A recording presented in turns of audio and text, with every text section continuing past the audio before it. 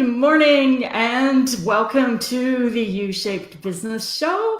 I'm Patty Kay and I am super excited to be doing my very first interview with the delightful Ricky Shetty. Hello, Ricky. And Ricky is, it's morning for Ricky too. He's joining us from the Philippines and it's something like 1 o'clock in the morning there or 2 o'clock in the morning. And he very graciously agreed to show up here live with me at 10 o'clock Pacific time. And Ricky Shetty, in case you don't know Ricky he's daddy blogger, he's digital nomad mastery, he is a father, a businessman, a podcaster, a YouTube star, a teacher, a mastermind leader, a coach, and an author of 4 books. And that's not all. He is also currently on a world tour, traveling with his wife and 3 small children.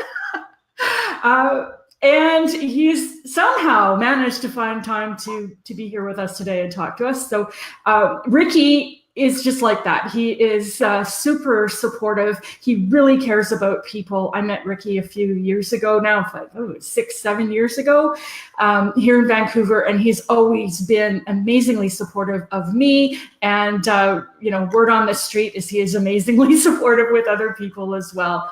So welcome, Ricky. Thank you for being here.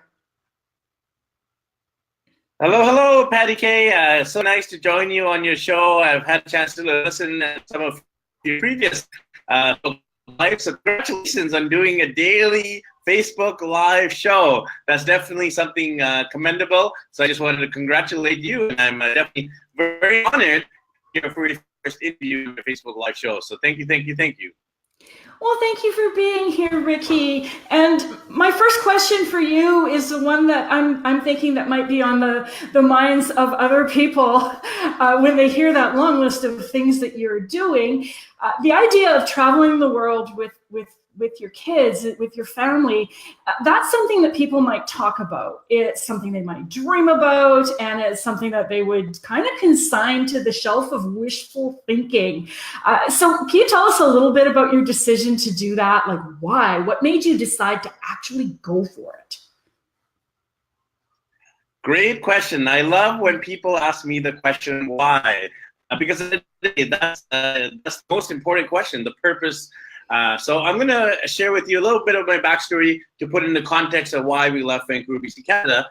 So I'm from Vancouver. I was born there, raised. I went to school there, elementary, high school, university there.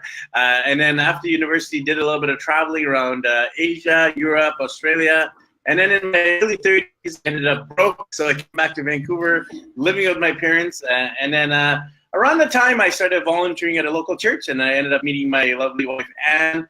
We started dating for about a year, and I proposed to her. We got engaged, got married, and then within a year of getting married, we had our first kid, and then a year and a half later, second kid, and then a year later, and a third kid. So we had 3 kids in the span of about 5 years. So really quick to have those 3 kids. And around the time when our third kid was coming around, I started having conversations with my wife saying, honey, if we just stay here in the suburbs for the next 20 years until we're empty nesters, we're going to miss out on this opportunity to go into the world. And we're open to the idea of traveling. And in Canada, as you know, Patty, they have this amazing thing called mat leave. So my wife was going to have 1 year leave. So during the time of the decision, let's try traveling. And if after a few months it wouldn't work out, or the kids didn't like it, or my wife didn't like it, we turn back and go back to Vancouver. But after the first year, we decided, okay, this is great. But of course, there's struggles and challenges and difficulties, which we can cover in the show. After about a year, we decided, okay, let's keep going. So we are here a year and a half later. So in terms of the why, so there's a few kind of catalysts to propel us on this journey. Firstly, it was, this idea of being discontent.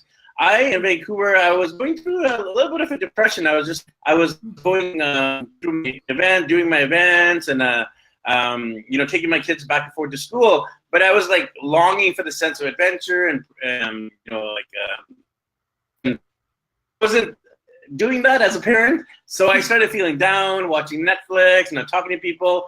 And then I was like, honey, I need to, explore and see this world, especially for the kids. I know that if we didn't take them before they started like elementary school, then they'd be in high school, and then it would be so hard. So the long story short is that the time is up now, because if you wait for the perfect moment, it will never come. So we decided that perfect moment was when we had a third kid, and we definitely don't want to look back with a life with the regrets, saying, "Oh, we wish we'd traveled more," or "I wish I'd shown my kids the world." So hopefully that puts things into context. And yeah, a big why is to educate and show kids this amazing world that we all live in. Yeah, Joe and I had a little chat about you the other day, and we were both like, wow, what an amazing experience for your kids to have this opportunity. It's like, what an amazing childhood you're giving them. So in terms of, you went off on this trip and you're traveling with your kids, and I'm curious, what's your biggest learning experience from this? What has there been anything that has happened that has surprised you? Is it easier than you thought, harder than you thought? How did reality meet the idea? Yeah, before you set off on this big adventure, I know you and Joe have done a big adventure as well. And I'm sure you shared that in one of your previous episodes. But in terms of our big adventure, of course, there was a lot of fears. Fears about getting sick, fears of not knowing the languages or the cultures, fear that kids wouldn't like it, fears about schooling, fears about the finances, fears about like getting robbed, getting mugged. There was fears. So we made a decision not to let fears get in the way. I mean, even now, we still have these fears, like. One of your big goals is to conquer every one of your fears. That's really empowering, because I would love to get to that point where I don't know if I'll ever have no fears, period. There will be like this kind of like this feeling of, okay, I better not walk around at night, for example. And those are very legitimate fears. Like, you don't want to be walking around alone at night in a quiet place. But there's also illegitimate fears, like, oh, plane's gonna crash, or I'm gonna get kidnapped, and the terrorists are gonna hold me up for ransom. Like, the probability of that happening is very rare. Like, out of all the travelers in the entire world, the amount of people who do get kidnapped, held hostage is very low, and of course, plane crashes very low. So I think you have to kind of balance the real fears, obviously safety, like mosquitoes, malaria. Using protection to make sure you don't get bitten. Those kind of like realistic fears, and also kind of the far-fetched, probably not going to be struck by lightning or get eaten by anaconda in Amazon, those kind of things, right? So in terms of how's it been on the road, it's been amazing overall, and it's been easier for the kids than we thought it would be, because when we were discussing this trip, like, we always felt the hardest thing is going to be kids.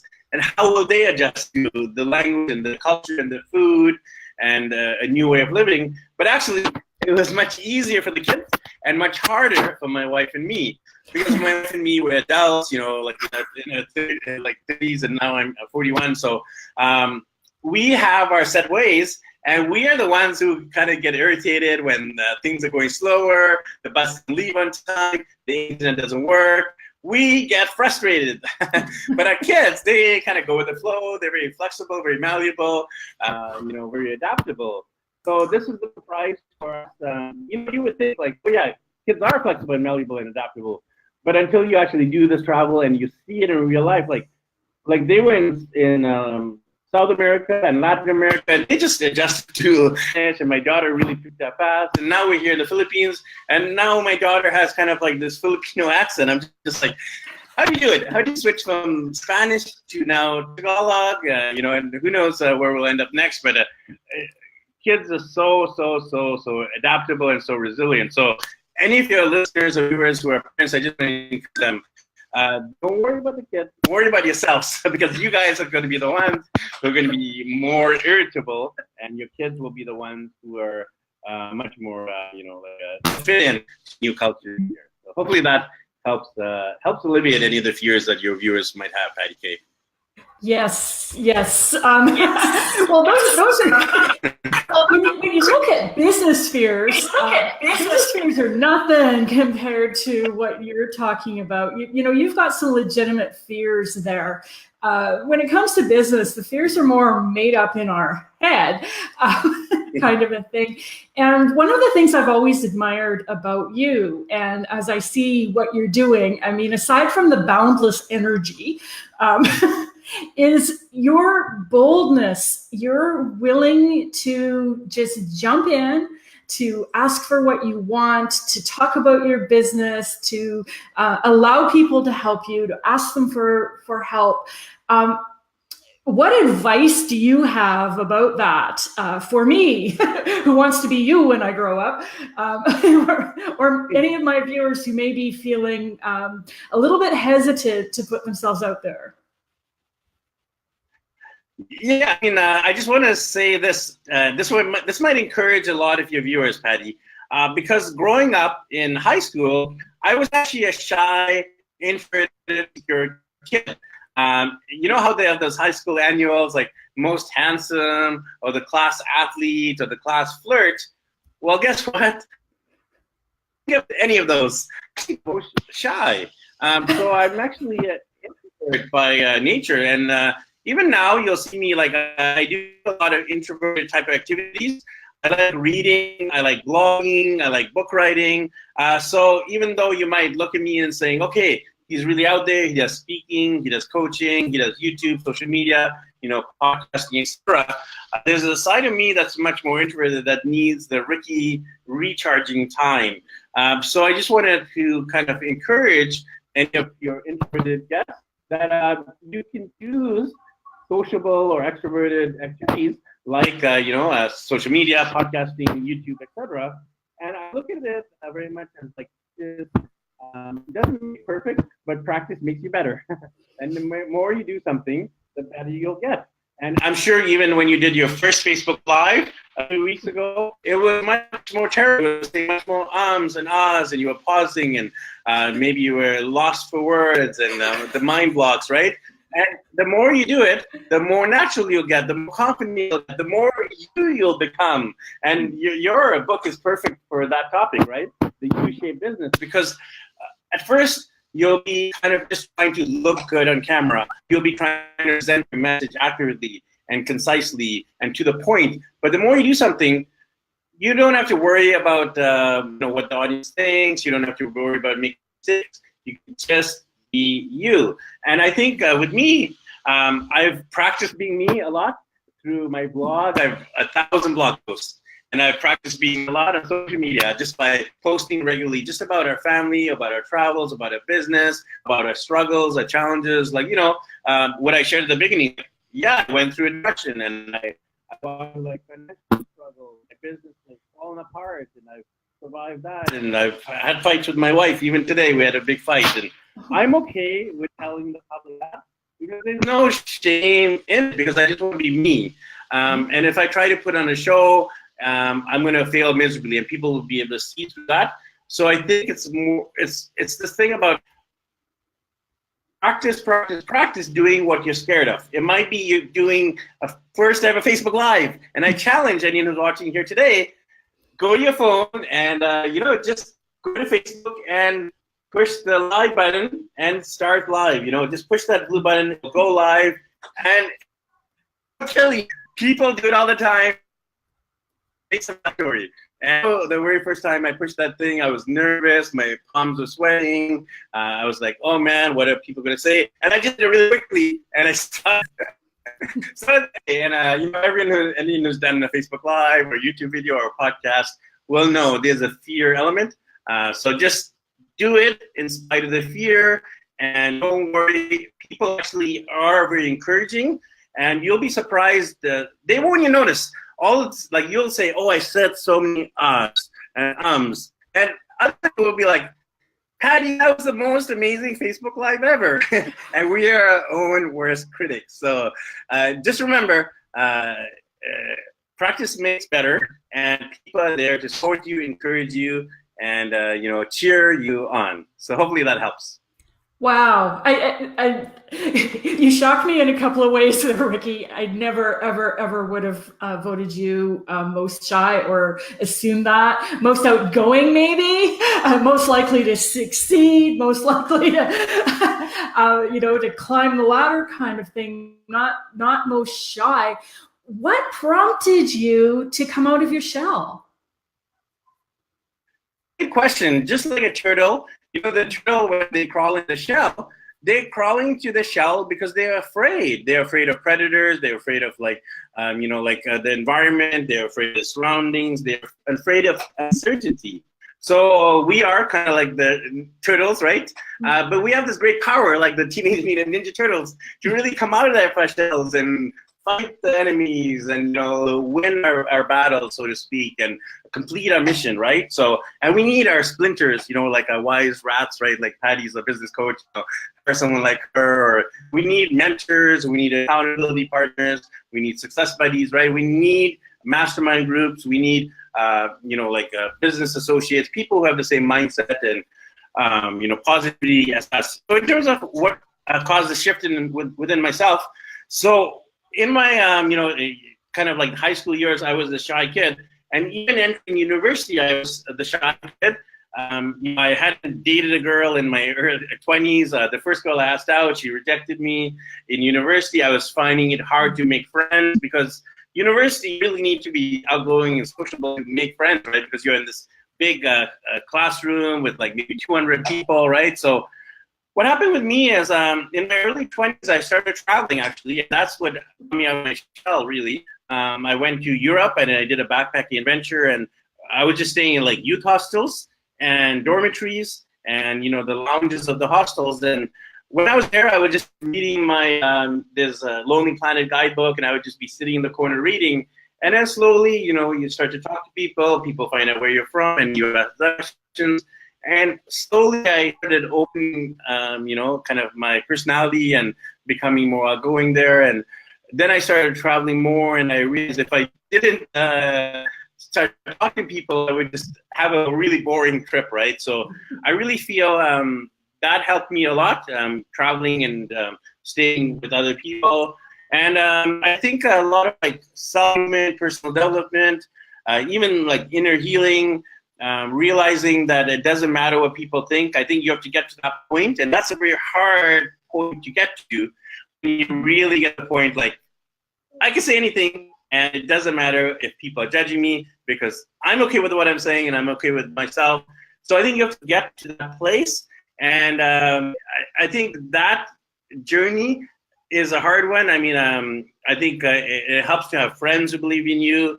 It helps to have like family members, a spouse, and kids. Like, if you have a spiritual faith, like for example, I'm a Christian. So as a Christian, I believe, okay, I've been accepted by God. I've been accepted by my wife, with my kids, my close friends. So who cares what world thinks, right? So I think those steps would help in terms of building your confidence. We are both Toastmasters, of course, Patty.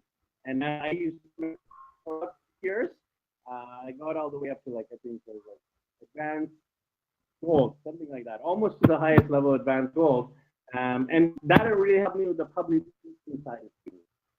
In terms of being shy and, slowly speaking. And then also I had to leave that kind of the Toastmaster bubble, right?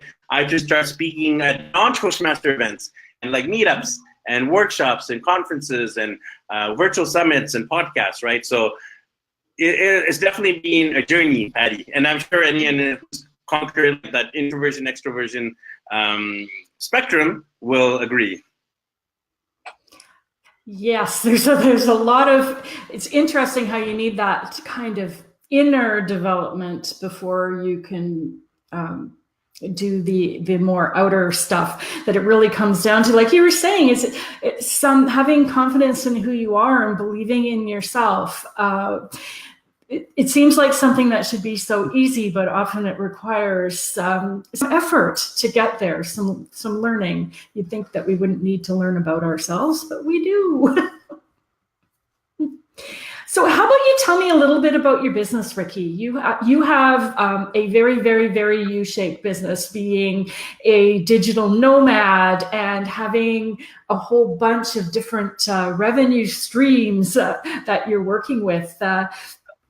Tell me a little bit more about what you're doing and how you're managing to do this business combined with world travel, combined with being a dad, and do all of those things that you're involved in.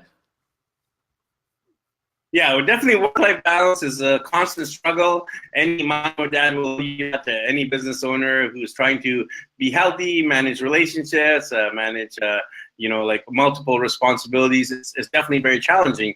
So my business, if people don't know, digital nomad means basically someone who's working online. And if you're making money online, you're able to travel, and you have this freedom, time, money, and location.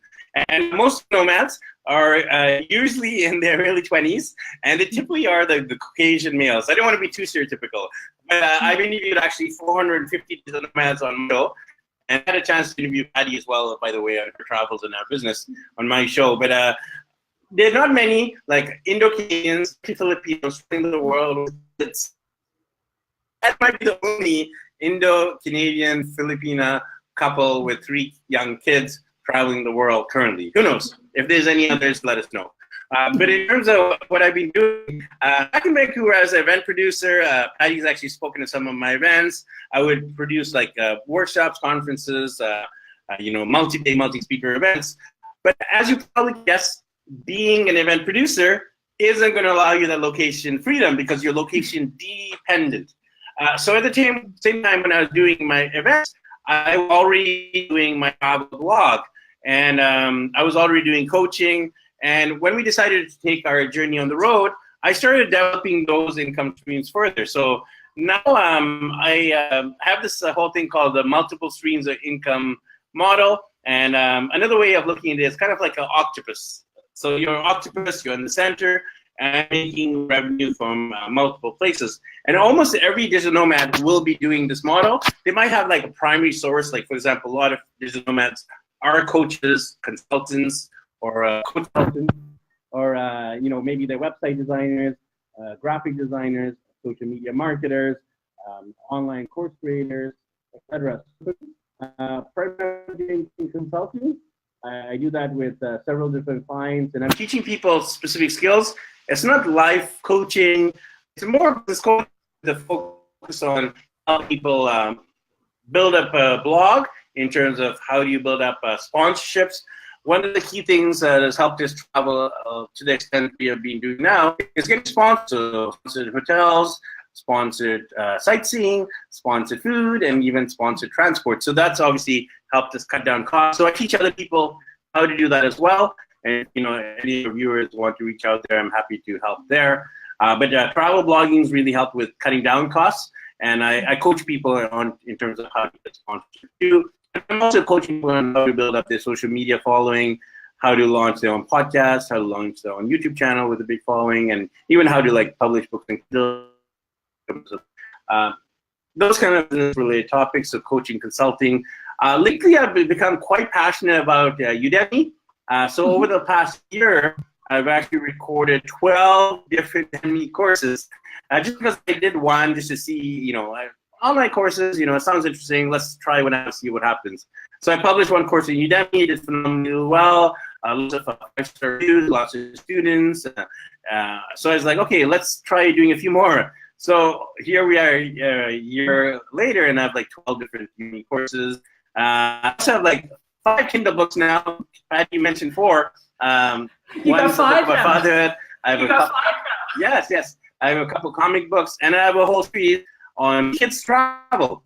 It's a book series of family travel, and it's covering the 7 continents. Actually, I have a mug here with the cover on it. There you go. And then I actually have the books here as well. So anyway, I have these 7 books in the series. The first one's been done, South America. The last one was North America. That was my fifth book. Europe is coming out in August, and then Asia, and then Australia, Africa, and Antarctica. So 7 books in the series. So, and there have been a lot of stuff that hasn't worked. Like I tried affiliate marketing, and it wasn't doing so well. And then I tried podcasting, and I love podcasting, but it hasn't generated like tangible income through the podcast alone. I get income indirectly, like when I'm mentioning what I do, coaching and online courses and travel blogging, and then I'll get indirect income there. So, when you're kind of like debating what you do online, I really feel it's a trial and error process. Coaching seems to make sense because it's like as long as you're skilled in something, and if you know more than the person, you're able to teach them, coach them, consult them on it, and usually it's a good trade of time for money. So I recommend people, get into coaching. And then the other things I would recommend getting into is like something like an online course, because then you can start generating a passive income stream. Because coaching is active, so you're going to be trading time for dollars. Whereas something like online courses or Kindle books or affiliate revenue will be more passive, because you do the course once, you'll do the book once, and it will take you a lot of time to obviously put together the course of the book. But once it's out there, you'll see sales continuously, week after week, month after month, after year. So it's a nice way to build up a passive income stream while continuing to generate active income. So yeah, that in a nutshell is the octopus model. You gotta read tentacles out there, see which tentacle brings back the most money, and the tentacles that don't bring as much money, throw those fish back into the ocean and look for bigger fish.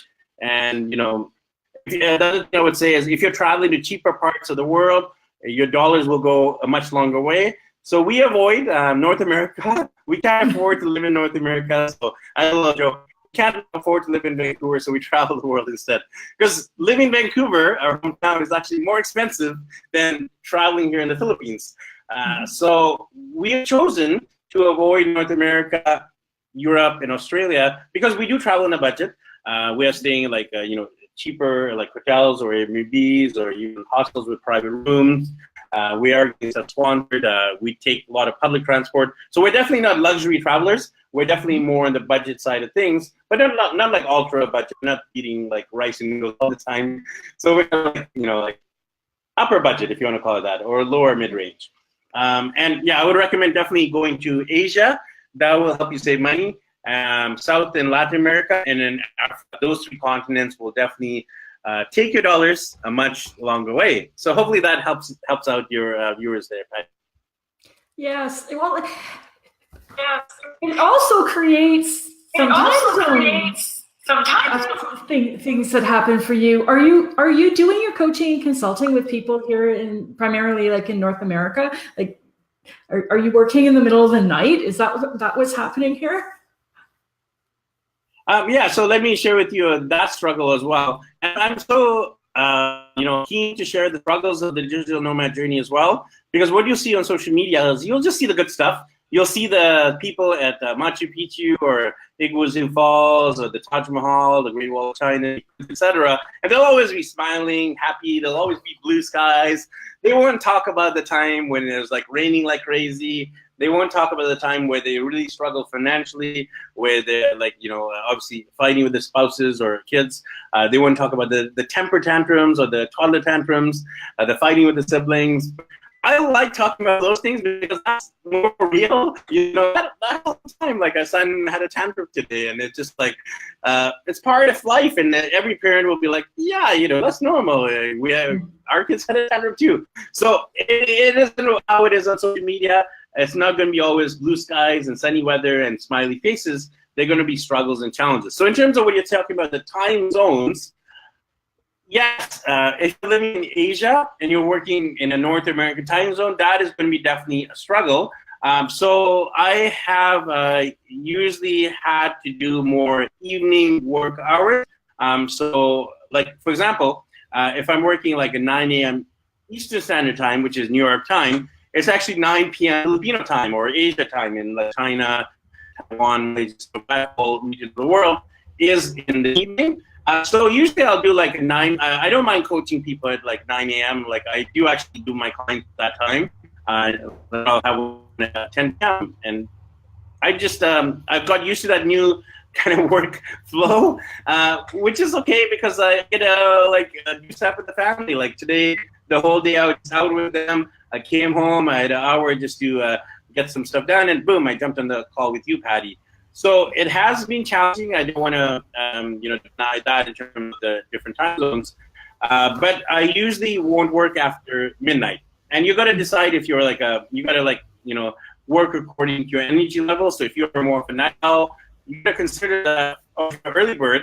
You got to consider the fact you get your energy in the early mornings, but you might be working late at night where your energy is lower. For me, I'm a night owl, so even in Vancouver, I'm working until midnight anyway, just because my kids are sleeping and I have no distractions, and it's the Ricky kind of the me time I was talking about.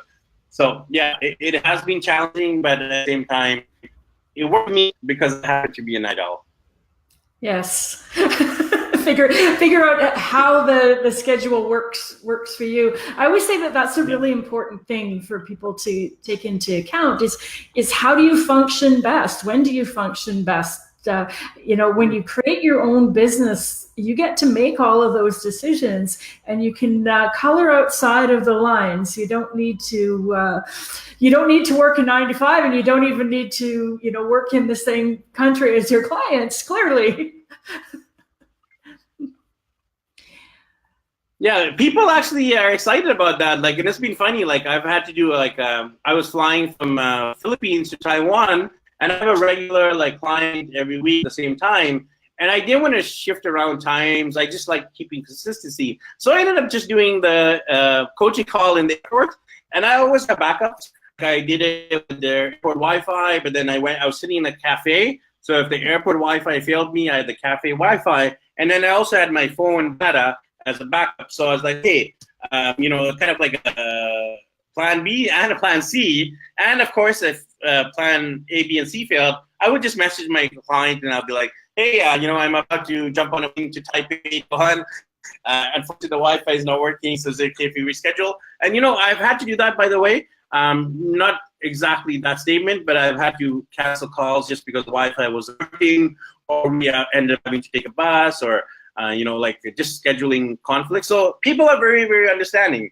And you might have some fears again, like, oh no, I got to change the call, and people committed, and you'll be surprised how accommodating people are. People are very inspired. They're like, yeah, of course. I mean, if you're about to jump on a plane, if you're hostel or hotel or Airbnb Wi-Fi, we totally understand, right? So no one's got angry at me, even though I've had to, I try my best, but I've had to cancel appointments, sometimes a minute, and I apologize. I explain the situation, and yeah, it's never been a big hassle. So you'll be surprised how caring people are, especially your clients. Yes, and what a great point there. The idea that we're working with other human beings. It's a little note that I remind myself all the time, is that my clients are nice people. My potential clients are nice people. Human beings in general, most of them are nice people, and they do care. And for you especially, they kind of know what they're getting into. They know that you're traveling, and they know that things could come up. And I think that that's really important, to be upfront and to be authentic and to be honest about the situation. I imagine if you were trying to hide the fact that you were traveling and running a business, that would be a much bigger challenge. Yes, yes. So Ricky, thank you so much for being here with me today. And for my viewers who are watching this, if you would like to get some more information from Ricky, how about you let everyone know where they can find you? Pretty much everywhere, but tell us a little bit about where you live online. Yeah, it's very easy. I have a little house, and the house address is daddyblogger.com. And you'll come over at my house anytime. I'll serve you some virtual tea, and we'll do a little virtual cheers. So make sure you check me out at daddyblogger.com. And through that website, you'll see the links to all my social media, my YouTube channel, my podcast, my books, my online courses, and much more. But that's kind of the central hub. I always send people back to the site, and I connect. I'm a big proponent and supporter of connection with anyone, anywhere. So if you're watching this right now, definitely reach out and say that you heard about me through the Patty K show, the U-Shaped Business Show, and I'll treat you extra special. And there might be a little bonus there for you. So just reach out, and I'll give you guys a secret bonus. Awesome. Thank you so much, Ricky. I really appreciate you staying up extra late, even though you're a night owl, staying up extra late to talk to me today.